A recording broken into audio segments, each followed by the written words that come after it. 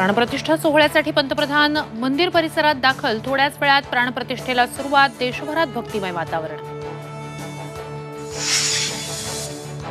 अयोध्येतल्या प्राणप्रतिष्ठा सोहळ्यासाठी सेलिब्रिटींची मांदियाळी। अमिताभ बच्चन, रजनीकांत, सचिन तेंडुलकर, माधुरी दीक्षितसह खेळाडू आणि उद्योगपतीही अयोध्येत दाखल।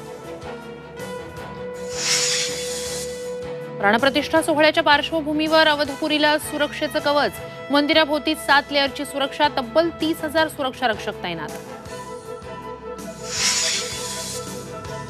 राम प्राणप्रतिष्ठा सोहळ्याचा राज्यभरात उत्साह। पुण्यातील दगडूशेठ हलवाई गणपती मंदिरात जय्यत तयारी, तर नाशिकमधील मंदिरांमध्ये भाविकांच्या रांगा।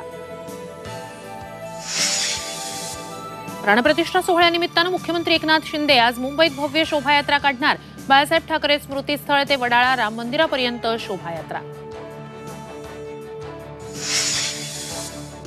आणि उद्धव ठाकरे आज नाशिक दौऱ्यावर। भगूरमध्ये सावरकरांच्या स्मारकाला देणार भेट। संध्याकाळी काळाराम मंदिरात पूजा आणि गोदावरी काठावर महाआरतीचं आयोजन।